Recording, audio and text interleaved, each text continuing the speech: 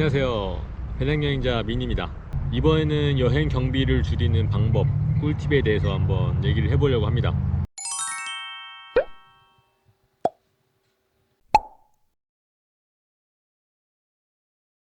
저 같은 경우는 여행 경비를 식비, 숙박비, 교통비 이 세 부분에서 좀 많이 아낀 편이에요. 이유는 아시다시피 밥 먹고 잠자고 이동하는 거, 그거는 여행하면서 꼭 해야 되는 거거든요, 매일매일. 그렇기 때문에 이런 부분에서 이제 돈을 아끼는 게 효과가 큰 것 같아요. 그런 방법들을 세세하게 한번 말씀을 드려볼게요. 이 모든 거는 지금 다 저의 경험담입니다. 제가 직접 여행하면서 제가 했던 방법들. 근데 우선 이런 경비는 본인 사정에 맞게 쓰시면 돼요. 자본금이 많다 그러면 뭐 많이 쓸 수 있는 거고요. 근데 자본금이 이렇게 많지 않은데 여행을 오래 하고 싶다 그러면은 당연히 경비를 좀 아끼셔야겠죠. 첫 번째로 식비 아끼는 방법에 대해서 좀 얘기를 해볼게요. 식비 아끼는 방법은 굉장히 쉬워요. 별거 없습니다. 굶는 게 가장 좋겠죠? 굶는 건 좀 아니고, 저 같은 경우는 굶진 않았어요. 요즘에서 굶진 않고 먹되 좀 싼 걸 먹었죠. 밥 같은 걸 무조건 현지 식당에서 먹었습니다. 단기 여행 갈 때는 인터넷으로 막 쳐보고 가잖아요. 어디 맛집. 좀 맛은 있겠죠. 근데 가격이 좀 비싸겠죠. 왜냐면 여행자들을 대상으로 하는 좀 그런 쪽이니까. 그래서 저 같은 경우는 그런 걸 안 해요. 장기 여행 할 때는. 장기 여행 할 때는 무조건 현지 식당.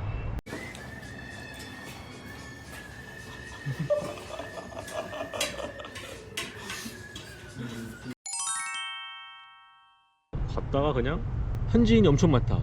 그리고 딱 봐도 현지 로컬 느낌이다.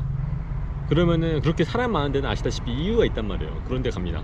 그런데 가면은 메뉴판 보면은 영어도 없어요. 그냥 다 현지어, 그 나라의 언어로 된 메뉴판.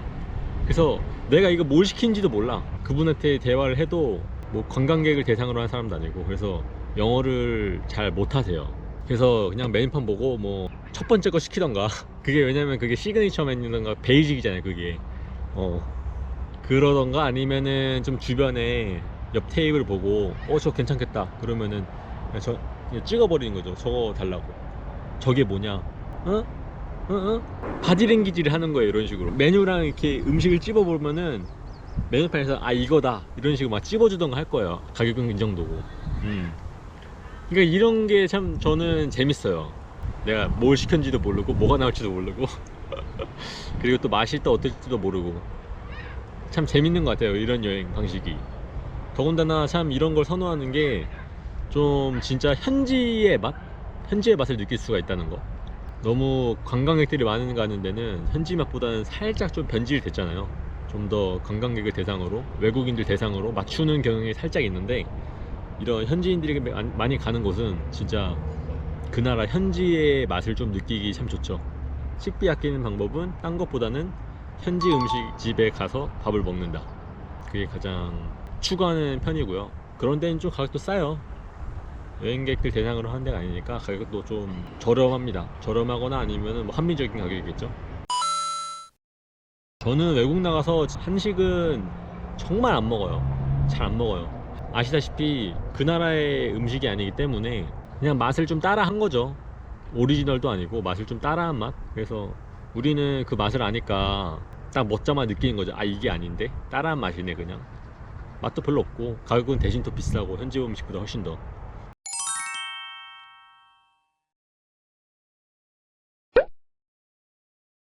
정말 물가가 비쌌던 나라는 식당도 저는 잘 안 갔습니다. 마트에 가서 바게트를 딱 사요. 바게트 긴 거 있죠. 긴 바게트를 하나 사고, 그 다음에 잼을 하나 삽니다. 잼이랑 바게트. 그래서 이제 가방에 넣고 다니면서 풍경 좋은 벤치 이런 데 앉아서 그냥 풍경을 보면서 바게트랑 잼 발라서 먹는 거예요. 그런 식으로 하면은 이 바게트를 한 번에 다 못 먹거든요. 양이 조금 있어서 물리기도 하고. 그래서 이걸 몇 번에 나눠서 먹어요. 한 두세 번? 세 번 정도? 그러니까 가성비가 쩔죠. 그러면 바게트 하나 얼마 하고 잼 하나 산다고 해서 그거를 한 번에 다 못 먹거든요. 잼도 몇 번을 먹을 수가 있어요, 그 잼 하나 사면은. 그렇기 때문에 바게트랑 잼을 사서 가방에 넣고 다니면서 밖에서 이제 많이 먹었었죠. 거지 같죠. 거지지 뭐 진짜. 근데 그럼에도 불구하고 저는 정말 좋았어요. 그런 좀 이국적인 나라에 가서 바게트랑 잼을 먹을지언정 풍경이 정말 좋은 데였고 이국적이기도 하고 저한테는 이제 좀 쉬면서 그 나라의 분위기도 느끼고요. 현지 사람들 사람 구경도 하고. 그리고 두 번째로 숙박비 아끼는 방법에 대해서 좀 설명해 드릴게요. 별거 없어요. 또 싼 데서 자는 거죠 뭐. 호텔 이런 데서 자는 게 아니고 배낭여행자니까 무조건 호스텔 도미토리에서 자고, 이제 뭐 찾는 거는 별거 없습니다. 뭐 숙박 어플들 많잖아요. 뭐 예를 들어 뭐 부킹닷컴, 뭐 아고다, 호텔스닷컴 등등등 여러 개가 이렇게 있는데, 이 어플에서 검색했을 때는 같은 호스텔일지언정 조금 싼 데가 있을 수도 있긴 한데 큰 차이가 없습니다. 솔직히 말해서 냉정하게. 그렇기 때문에 본인이랑 잘 맞는 스타일의 UI로 돼 있는 어플을 선택하시면 되고요. 검색할 때는 필터를 적용을 꼭 하는 거죠. 예를 들어서 제일 싼 순으로 쫙 보는 거죠. 제일 싼 순에다가 조식이 포함이 되어 있는지. 그리고 좀 고려해야 될 게 세 번째로는 위치. 저 같은 경우는 위치도 많이 고려를 했어요. 왜냐면 중심지에 잡는 게 제일 좋은 게, 뭐 어디나 다 걸을 수가 있으니까. 중심지면 아시다시피 걸어 다니면 또 교통비도 아낄 수가 있거든요. 이게 세 번째랑 연관이 되죠. 나중에 교통비 아끼는 거. 호스텔 제일 싼 거 그런 식으로 이용하고요.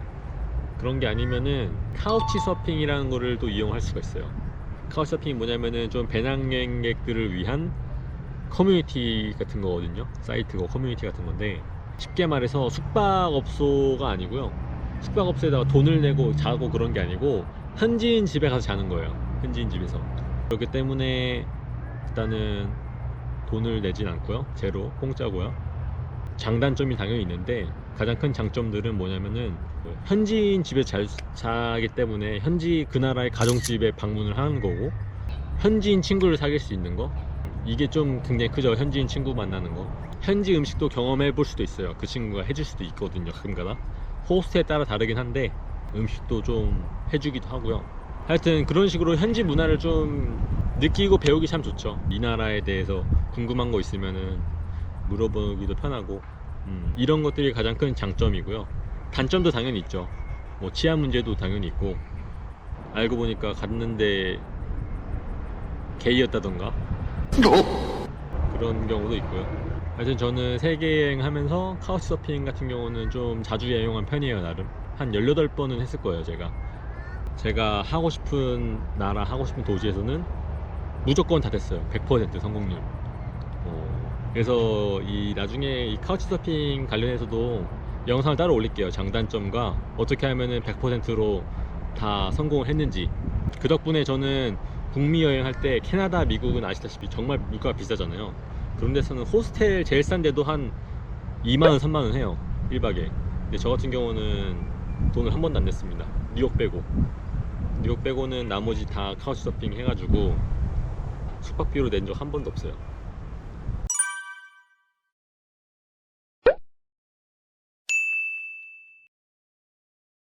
여튼 이 카우치 서핑 관련해서는 제가 나중에 또 따로 영상을 만들어서 올리도록 하겠습니다. 세 번째, 이제 교통비 아끼는 방법인데, 이 교통비 아끼는 방법도 크게 뭐 이렇게 어려울 거 없어요. 택시는 절대 안 탑니다. 택시 타면은 엄청 비싸요. 그리고 또 눈탱이 당할 수도 있고 또 트러블 생길 그런 상황이 발생할 수도 있어요. 택시기사도 눈탱이 친다거나 강도로 갑자기 변할 수 있다거나. 여튼 좀 그런 것들을 미연에 방지하고자 저는 택시를 절대 안 타요. 비싸기도 하고 당연히. 무조건 버스, 무조건 대중교통. 그러니까 대중교통을 무조건 타는 거. 나중에 또 도시 이동을 한다거나 아니면 나라 이동할 때도 있잖아요. 그럴 때도 버스에도 급이 있어요. 여행자용 버스가 있고 현지인용 버스가 있고 뭐 그래요. 특히나 좀 후진국은 더 한 것 같아요. 제 경험상. 그래서 아무래도 가격이 여행자용은 더 훨씬 더 비싸겠죠. 가격이 비싼 대신에 훨씬 더 환경이 좋습니다. 의자도 좋고요. 치안 부분에서도 좀 더 나을 거예요. 이 같이 타는 승객들이 여행자들이 대부분일 거고 편하게 가고 싶은 돈 있는 현지인들. 그렇기 때문에 치안 부분에서는 좀 더 나을 거고요. 이 로컬 버스 같은 경우는 의자가 가끔가다 이렇게 뒤로 앉아 쳐지는 그런 버스들이 있어요. 가끔가다. 그러면 이렇게 직각으로 가는 거야. 이렇게 한 7시간 8시간 이렇게 가는 거야. 이렇게 직각으로. 허리 뽀개집니다 진짜. 그런 게 아니면은 또 버스에도 이게 충격을 완화를 못 시켜주는 버스가 있어. 또 그런 로컬 버스는.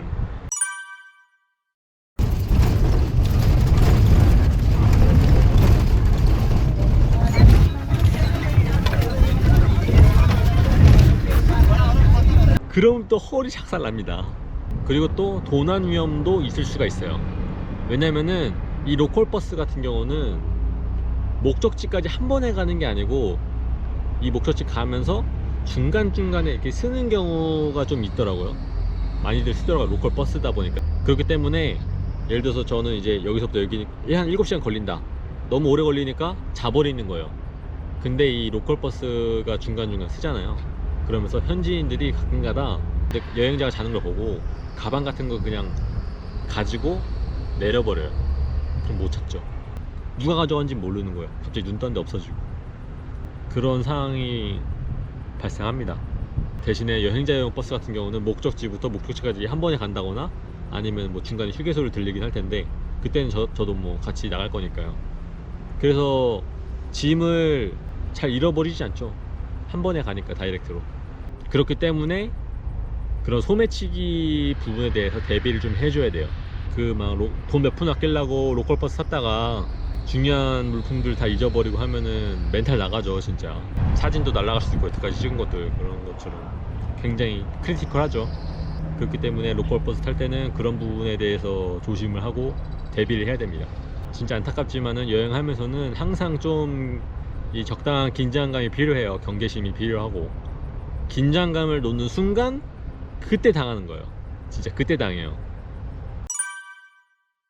교통비 아끼는 방법 중 하나가 히치하이킹. 이거 히치하이킹도 하나의 또 방법이 될 수가 있죠.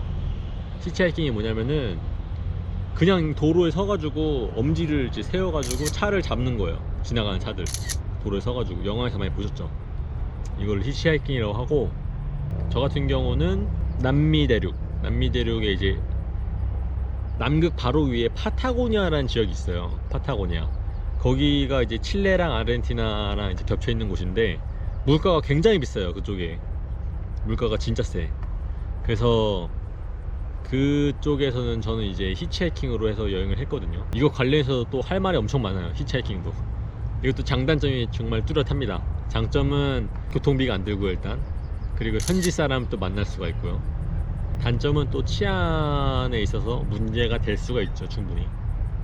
이거 관련해서도 따로 영상을 만들어야 돼요. 히치하이킹 관련해서 만들 게 많네 따로.